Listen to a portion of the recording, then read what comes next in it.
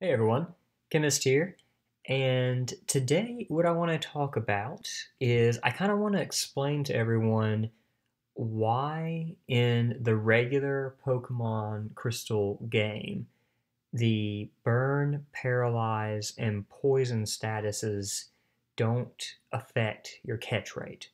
So if you have your Pokemon Crystal uh, cartridge, right, and you put it in your Game Boy, you boot it up and you burn, paralyze, or poison a Pokemon while you're trying to catch it, your catch rate will not get affected. It will not increase in your favor. Okay, and today we're going to find out why that is. It was intended to when they made this game. It was intended to increase your odds, and if you play Generation One games, it does. Your odds go up. But let's take a quick look today as to why that doesn't happen in Pokemon Crystal. So if you are working inside the Poke Crystal disassembly, uh, I showed you how to download that last time. There were a couple things you have to do in order to actually get it up and running, but I showed you basically how to get it going. It was a very quick overview. If you go into the Poke Crystal disassembly, right, we can go into the engine folder and we can go into the items subfolder and we can open the item effects uh, text document. And I already have that done here. So before I start explaining as to why this doesn't work, I need to make sure that everyone understands the concept of commenting in when you're coding. So pretty much every single coding language has a method for the person writing the code to kind of leave notes to themselves about the code, okay? And that's called commenting. And it varies from code to code how you signify a comment. But within the Poker Crystal disassembly, the way you do it is with a semicolon, okay? So if you start a line, a line of code with a semicolon, the engine knows to ignore everything after it. So this is really useful because if you're adding something new into some code and you don't know if it works, you can leave yourself a note asked about what it does, and then you can come back to it later. Okay.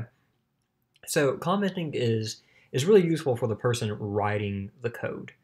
So now, I'm sure pretty much everyone knows that, but I just want to make sure before I get into this, I don't lose anyone.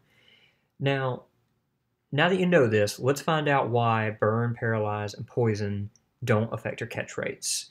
So I know that within this text file, I need to go to the part where we are editing the status, where it's going to check the status, okay? So now we're in the part of the code where we're going to do a status check of the Pokemon, okay? Now, notice here's the actual part of the status check, and here's the code that's happening after the status check is initiated. Notice that everything other than freeze and sleep, when you go to the enemy mon status, this portion of the code is commented. So if you had this Poker Crystal disassembly, the way you fix this glitch is just you just uncomment the code. That's all you have to do. And now when you play your game, when you're doing a status check for the catch rate calculation, it will do both enemy mon status for freeze and sleep and other enemy mon statuses, okay? Now notice the 10 that's associated with freeze and sleep and the 5 that's associated with everything else, okay? So that'll be important. So seriously, all you have to do is uncomment the code. It was just an error in the scripting.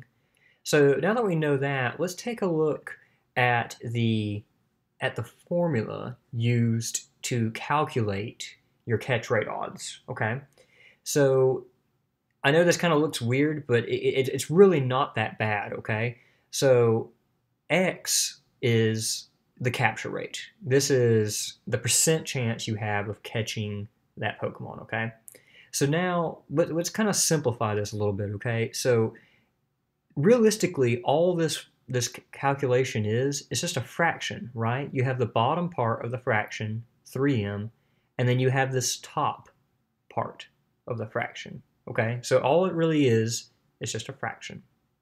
The top part consists of three things. You have 3m minus 2h.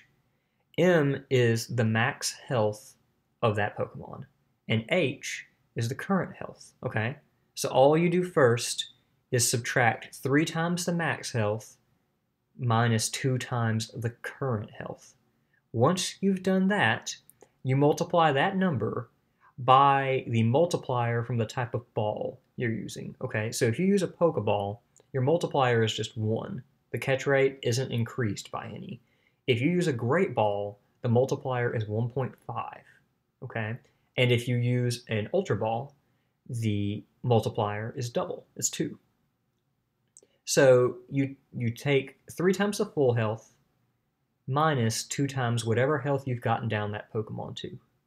You multiply that result by the ball multiplier, and then once you've done that, all you do is add the status condition, okay?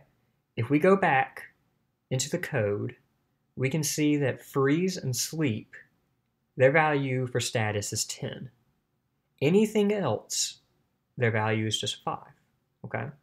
So let's say you had a Pokemon asleep. You would just, once you've figured out the difference in the healths and multiplied by the type of ball you're using, you would just add 10 to this. Once you've taken care of this top portion of the fraction, you just divide by 3 times the max health, okay? So let's do something theoretical real quick. Let's say that you have a Pokemon, right? And it's at full health, okay? So for this example, let's just assume we're just going to use a regular Pokeball, okay? So that's just a 1. And let's just assume there's no status changed to the Pokemon. It doesn't matter what number of its HP it is, okay? If it's at full health, that means that M and H are the same thing. That means that they're the same. So that means 3M minus 2H would just be 1M, because M and H are the same thing. So that means if that's a value of 1 and that's a value of 1, since we haven't done any special type of ball or any status to it, it would just be, your catch rate would be 1/3.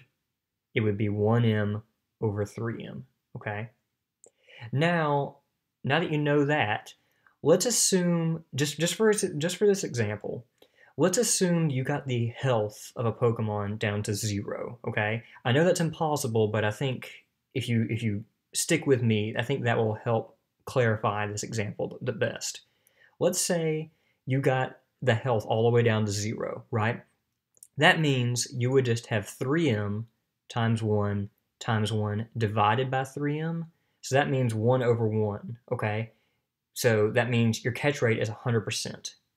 Now imagine if the health was 1, okay? That means your catch rate would be extremely close to 100%. So if you get the health of a Pokemon down to 1, you essentially triple your odds of catching that Pokemon, because if the health is full, we knew that if these things stay the same, the formula basically simplifies down to 1/3, okay? And if it's at 0, it goes all the way up to 1. And 1 HP would be as close to 0 as you can be. So it would be at least in the 99%. So basically you just under triple your odds of catching that Pokemon. Okay. So if you get a burn, paralyze, or poison on a Pokemon and everything else stays the same, you basically are increasing your odds of catching that Pokemon by 2%. And if you freeze or sleep it, you increase your odds of catching that Pokemon by 4%. So that's basically what it boils down to. So I just figured you guys would find that interesting. I know that's kind of frustrating when you're a kid as to why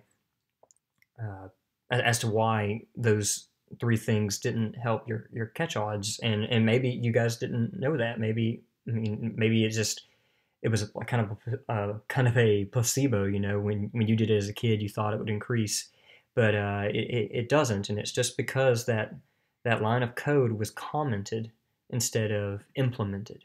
So so I thought you would appreciate this preview.